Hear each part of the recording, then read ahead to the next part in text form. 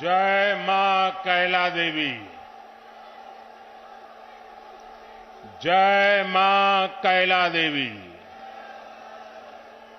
जय मां कैला देवी। जय बूढ़े बाबा की। जय बूढ़े बाबा की। भारत माता की। भारत माता की। सभी संतों से प्रार्थना है कि अपना स्थान लीजिए।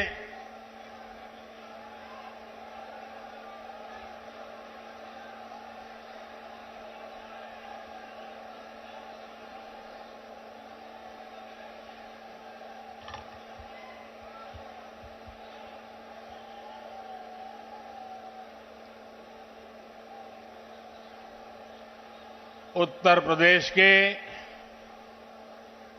ऊर्जावान मुख्यमंत्री श्रीमान योगी आदित्यनाथ जी, पूज्य श्री अवधेशानंद गिरी जी, कल्की धाम के प्रमुख आचार्य प्रमोद कृष्णम जी, पूज्य स्वामी कैलाशानंद ब्रह्मचारी जी, पूज्य सदगुरु श्री जितेश्वर जी, विशाल संख्या में पधारे हुए भारत के भिन्न भिन्न कोने से आए हुए पूज्य संतगण और मेरे प्यारे श्रद्धावान भाइयों और बहनों, आज यूपी की धरती से प्रभु राम और प्रभु कृष्ण की भूमि से भक्ति, भाव और आध्यात्म की एक और धारा प्रवाहित होने को लालायित है। आज पूज्य संतों की साधना और जनमानस की भावना से एक और पवित्र धाम की नींव रखी जा रही है। अभी आप संतों आचार्यों की उपस्थिति में मुझे भव्य कल्की धाम के शिलान्यास का सौभाग्य मिला है। मुझे विश्वास है कि कल्की धाम भारतीय आस्था के एक और विराट केंद्र के रूप में उभर कर सामने आएगा। मैं सभी देशवासियों को और विश्व के सभी श्रद्धालुओं को शुभकामनाएं देता हूं। अभी आचार्य जी कह रहे थे कि 18 साल की प्रतीक्षा के बाद आज ये अवसर आया है। वैसे भी आचार्य जी कई ऐसे अच्छे काम हैं जो कुछ लोग मेरे लिए ही छोड़ करके चले गए हैं।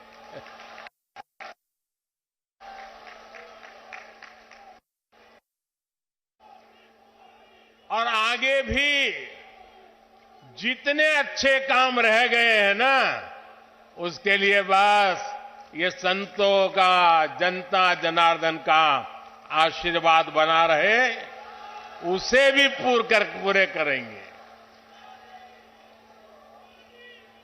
साथियों, आज छत्रपति शिवाजी महाराज की जन्म जयंती भी है। ये दिन इसलिए और पवित्र हो जाता है और ज्यादा प्रेरणादायक हो जाता है। आज हम देश में जो सांस्कृतिक पुनरोदय देख रहे हैं, आज अपनी पहचान पर गर्व और उसकी स्थापना का जो आत्मविश्वास दिख रहा है, वो प्रेरणा हमें छत्रपति शिवाजी महाराज से ही मिलती है। मैं इस अवसर पर छत्रपति शिवाजी महाराज के चरणों में श्रद्धापूर्वक नमन करता हूं, उन्हें श्रद्धांजलि अर्पित करता हूं।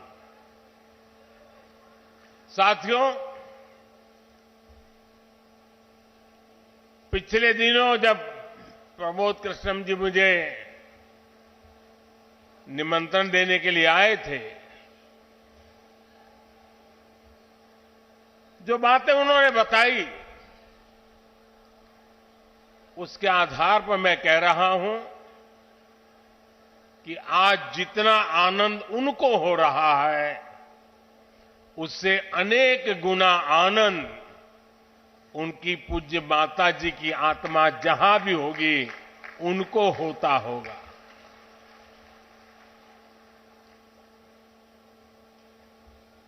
और मां के वचन के पालन के लिए एक बेटा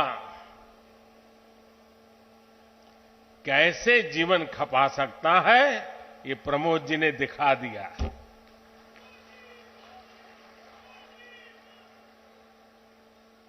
प्रमोद कृष्णम जी बता रहे थे कि कई एकड़ में फैला ये विशाल धाम कई मायनों में विशिष्ट होने वाला है। एक ऐसा मंदिर होगा, जैसा मुझे उन्होंने पूरा समझाया अभी, जिसमें 10 गर्भगृह होंगे और भगवान के सभी 10 अवतारों को विराजमान किया जाएगा। 10 अवतारों के माध्यम से हमारे शास्त्रों ने केवल मनुष्य ही नहीं बल्कि अलग अलग स्वरूपों में ईश्वरीय अवतार को प्रस्तुत किया गया है। यानी हमने हर जीवन में ईश्वर की ही चेतना के दर्शन किए हैं। हमने ईश्वर के स्वरूप को सिंह में भी देखा, वराह में भी देखा और कच्छप में भी देखा। इन सभी स्वरूपों की एक साथ स्थापना हमारी मान्यताओं की व्यापक छवि प्रस्तुत करेगी। ये ईश्वर की कृपा है कि उन्होंने इस पवित्र यज्ञ में मुझे माध्यम बनाया है, इस शिलान्यास का अवसर दिया है। और अभी जब वो स्वागत प्रवचन कर रहे थे, तब उन्होंने कहा कि हर किसी के पास कुछ न कुछ देने को होता है, मेरे पास कुछ नहीं है, मैं सिर्फ भावना व्यक्त कर सकता हूं।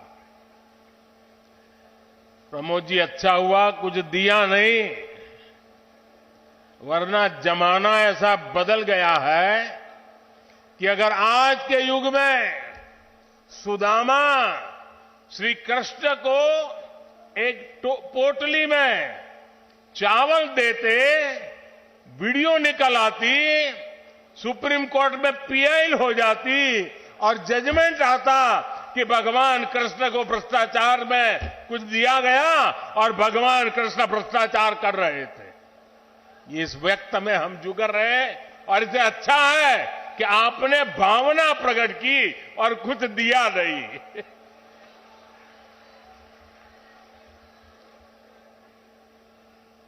मैं इस शुभ कार्य में अपना मार्गदर्शन देने के लिए पधारे सभी संतों को भी नमन करता हूं।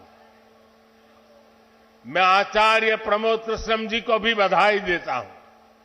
साथियों, आज संबल में हम जिस अवसर के साक्षी बन रहे हैं, ये भारत के सांस्कृतिक नवजागरण का एक और अद्भुत क्षण है।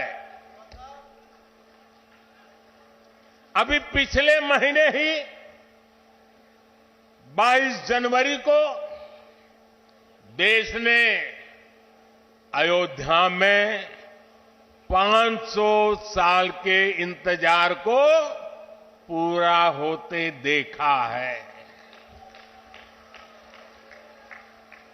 राम लला के विराजमान होने का वो अलौकिक अनुभव, वो दिव्य अनुभूति अब भी हमें भावुक कर जाती है। इसी बीच हम देश से सैकड़ों किलोमीटर दूर अरब की धरती पर अबू धाबी में पहले विराट मंदिर के लोकार्पण के साक्षी भी बने हैं। पहले जो कल्पना से भी परे था, अब वो हकीकत बन चुका है। और अब हम यहां संभल में भव्य कल की धाम के शिलान्यास के गवाह बन रहे हैं। भाई और बहनों, एक के बाद एक ऐसे आध्यात्मिक अनुभव, सांस्कृतिक गौरव के ये पल हमारी पीढ़ी के जीवन काल में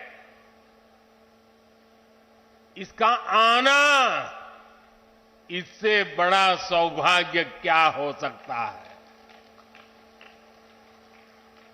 इसी कालखंड में हमने विश्वनाथ धाम के वैभव को काशी की धरती पर देखा है, निखरता हुआ देखा है।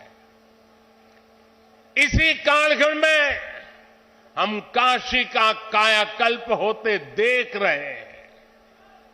इसी दौर में महाकाल के महालोक की महिमा हमने देखी है।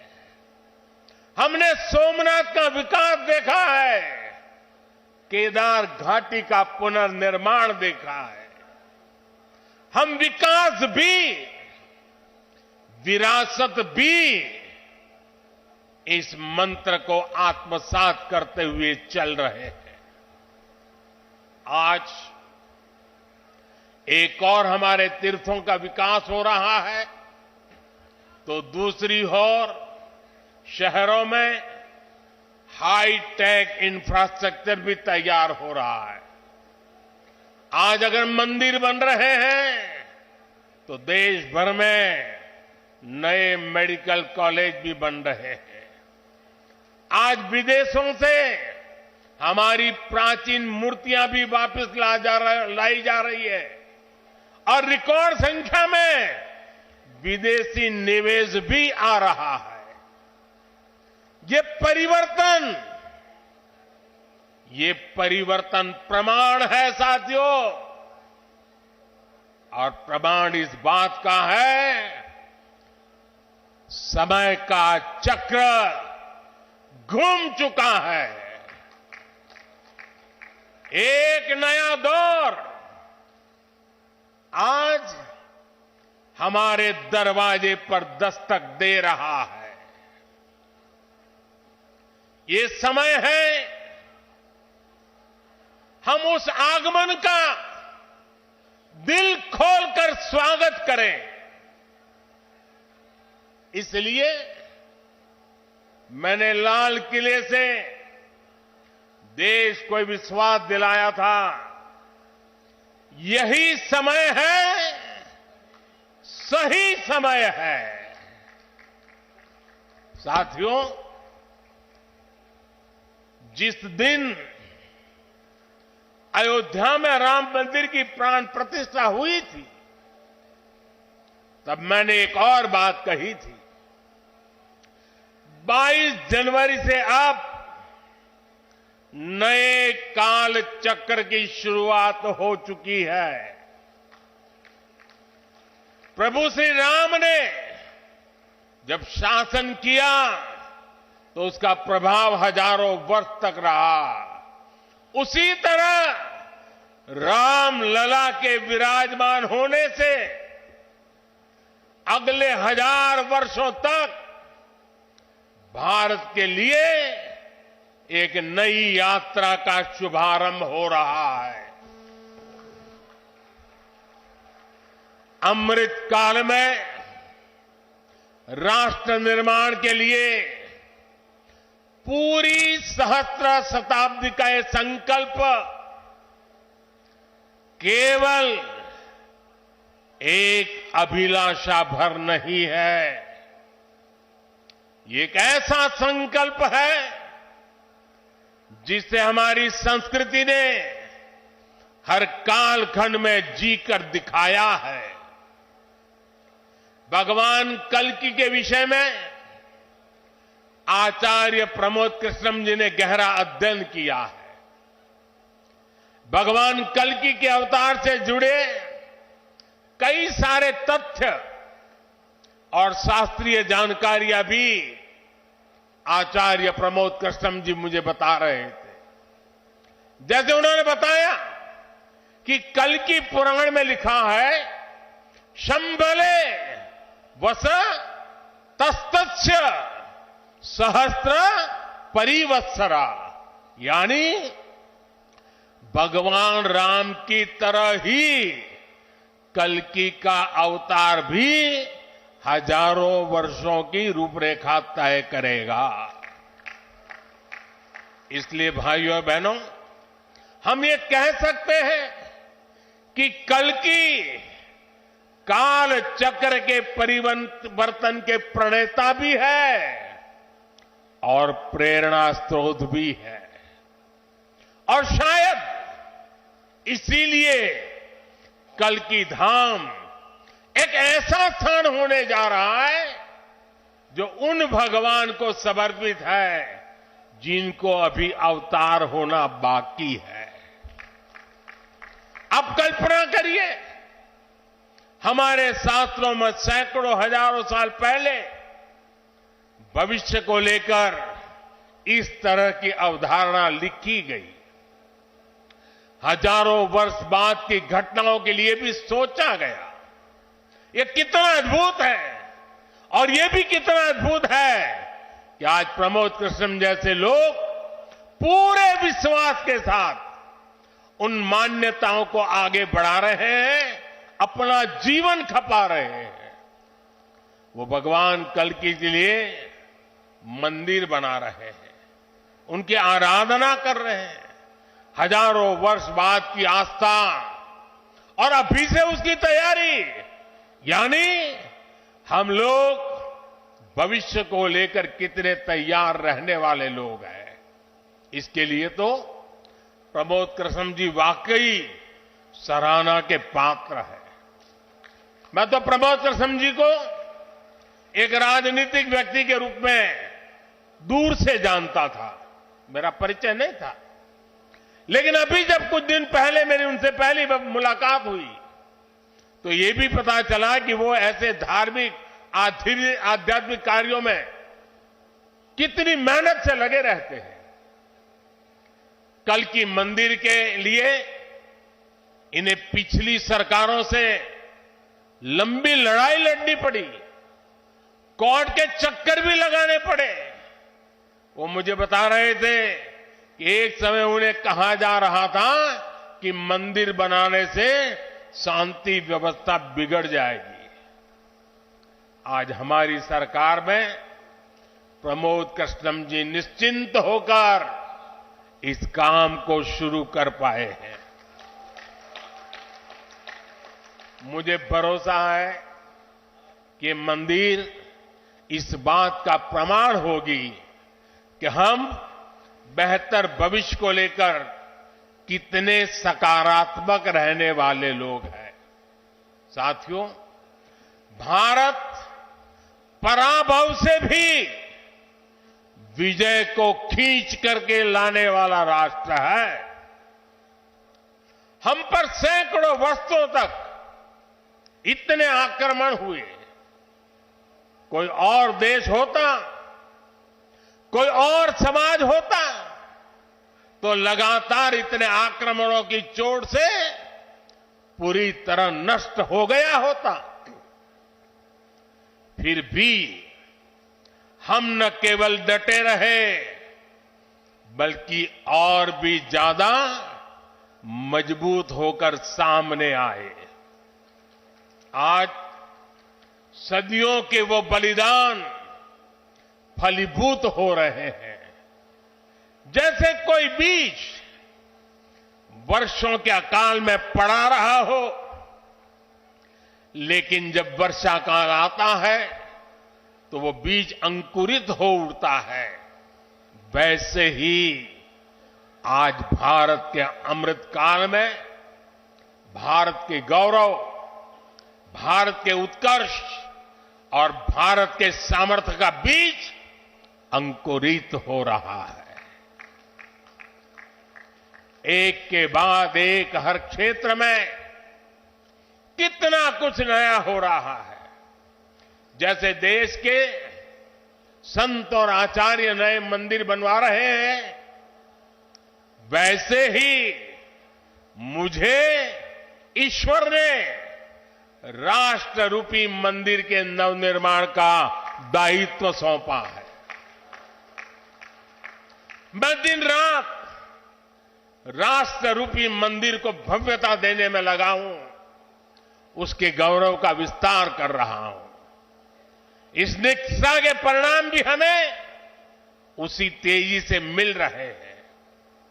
आज पहली बार भारत उस मुकाम पर है जहां हम अनुसरण नहीं कर रहे हैं, उदाहरण पेश कर रहे हैं। आज पहली बार भारत को टेक्नोलॉजी और डिजिटल टेक्नोलॉजी के क्षेत्र में संभावनाओं के केंद्र के रूप में देखा जा रहा है। हमारी पहचान इनोवेशन हब के तौर पर हो रही है। हम पहली बार दुनिया की 5वीं सबसे बड़ी अर्थव्यवस्था जैसे बड़े मुकाम पर पहुंचे हैं। हम चंद्रमा के दक्षिण ध्रुव तक पहुंचने वाले पहले देश बने हैं। पहली बार भारत में वंदे भारत और नमो भारत जैसी आधुनिक ट्रेनें चल रही है। पहली बार भारत में बुलेट ट्रेन चलने की तैयारी हो रही है। पहली बार हाईटेक हाईवे, एक्सप्रेसवे का इतना बड़ा नेटवर्क और उसकी ताकत देश के पास है।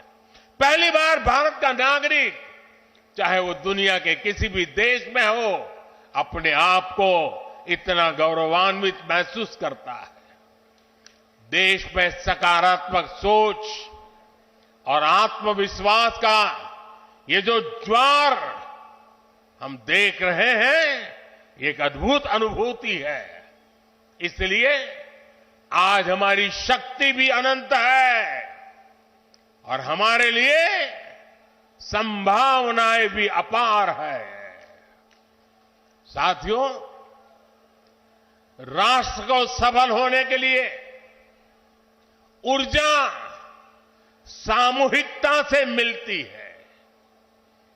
हमारे वेद कहते हैं, सहस्त्र शीर्षा पुरुष, सहस्त्र शीर्षा पुरुष, सहस्त्राक्ष सहस्त्रपाद। अर्थात निर्माण के लिए हजारों, लाखों, करोड़ों हाथ है। गतिमान होने के लिए हजारों, लाखों, करोड़ों पैर है। आज हमें भारत में उसी विराट चेतना के दर्शन हो रहे हैं। सबका साथ, सबका विकास, सबका विश्वास, और सबका प्रयास, इस भावना से हर देशवासी एक भाव से, एक संकल्प से राष्ट्र के लिए काम कर रहा है।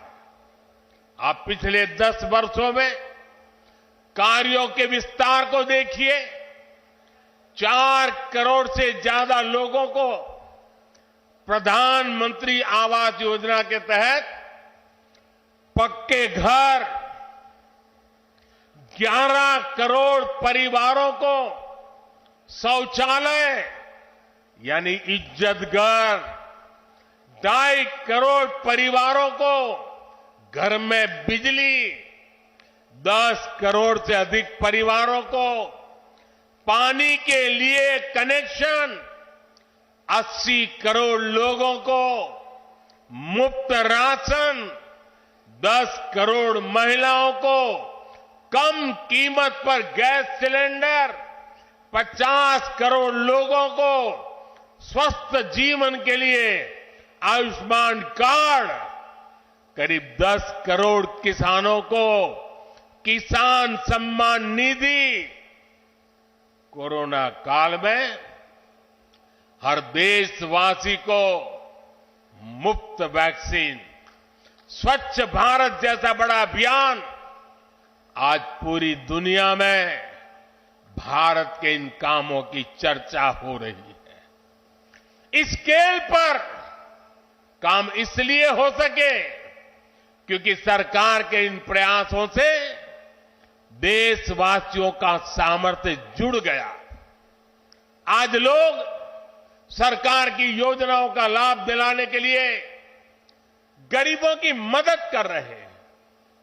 लोग 100% सैचुरेशन के अभियान में हिस्सा बन रहे हैं। गरीब की सेवा का ये भाव समाज को नर में नारायण की प्रेरणा देने वाले हमारे आध्यात्मिक मूल्यों से मिली है।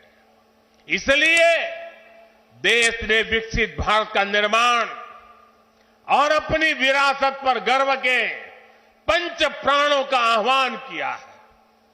साथियों, भारत जब भी बड़े संकल्प लेता है, उसके मार्गदर्शन के लिए ईश्वरीय चेतना किसी न किसी रूप में हमारे बीच जरूर आती है।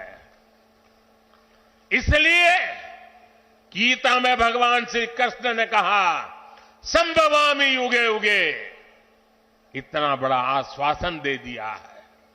लेकिन इस वचन के साथ ही तो हमें ये आदेश भी देते हैं कि कर्मण्येवाधिकारस्ते मा फलेषु कदाचन, अर्थात हमें फल की चिंता के बिना कर्तव्य भाव से कर्म करना है। भगवान का ये वचन, उनका ये निर्देश आज 140 करोड़ देशवासियों के लिए जीवन मंत्र की तरह है। अगले 25 वर्षों के इस कर्तव्य काल में हमें परिश्रम की पराकाष्ठा करनी है। हमें निस्वार्थ भाव से देश सेवा को सामने रखकर काम करना है। हमारे हर प्रयास में, हमारे हर काम से राष्ट्र को क्या लाभ होगा, ये प्रश्न हमारे मन में सबसे पहले आना चाहिए। यही प्रश्न राष्ट्र की सामूहिक चुनौतियों के समाधान पेश करेगा। मुझे विश्वास है कि भगवान कल्कि के आशीर्वाद से संकल्पों की हमारी ये यात्रा समय से पहले सिद्धि तक पहुंचेगी। हम सशक्त और समर्थ भारत के सपने को 100% पूरा होता देखेंगे।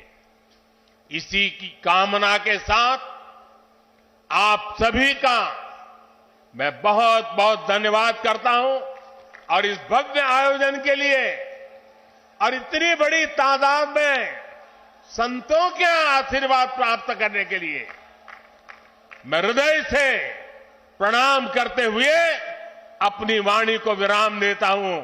मेरे साथ बोले, भारत माता की, भारत माता की, भारत माता की।